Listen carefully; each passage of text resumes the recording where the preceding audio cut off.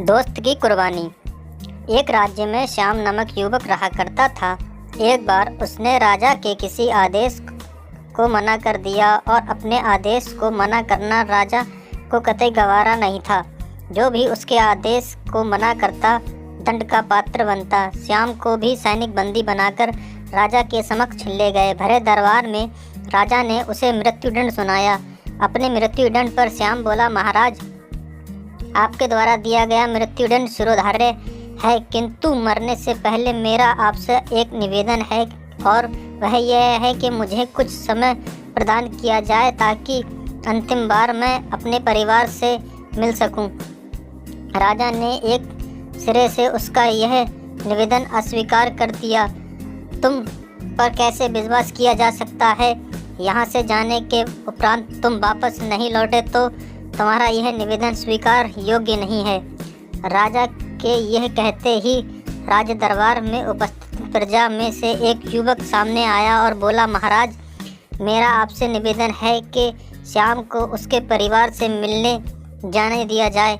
उसके वापस आते तक मुझे बंदी बनाकर रख लिया जाए। यदि वह वापस ना आए तो उसके स्थान पर मृत्युदंड दे दिया जाए।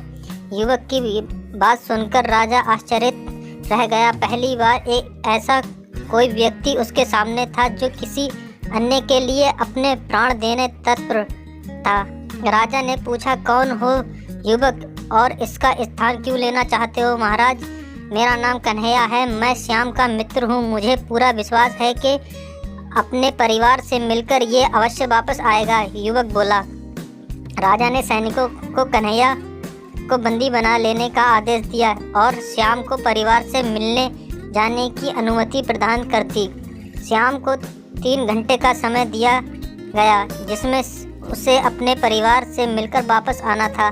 श्याम घोड़े पर सवार होकर अपने परिवार से मिलने पहुंचा और सबसे मिलकर तुरंत वापसी की राह पकड़ ली। वह समय व्यर्थ नहीं करना चाहता था। समय पर राजा के समक्ष न पहुंचने पर उसके मित्र के प्राण संकट में पड़ जा सकते थे।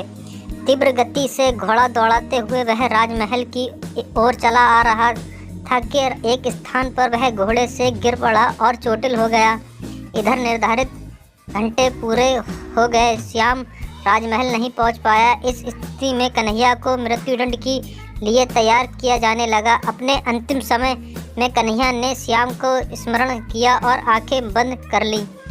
वह प्रसन्न था कि वह अपने मित्र के काम आ सका, किंतु अंतिम क्षण में श्याम राजमहल पहुंच गया। वह राजा से बोला, देरी के लिए क्षमा महाराज, मैं घोड़े से गिरने के कारण चोटिल हो गया था। अब मैं वापस आ चुका हूँ, कृपया मेरे मित्र कन्हैया को छोड़ दीजिए।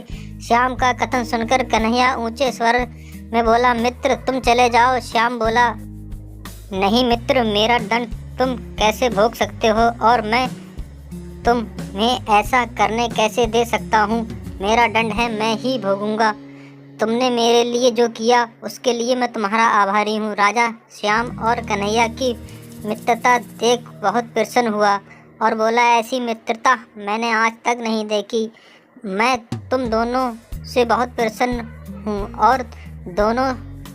प्रसन्न हूँ और घोषणा करता हूँ कि तुम दोनों में से किसी को भी मृत्युदंड नहीं दिया जाएगा। मैं तुम दोनों को स्वतंत्र करता हूँ।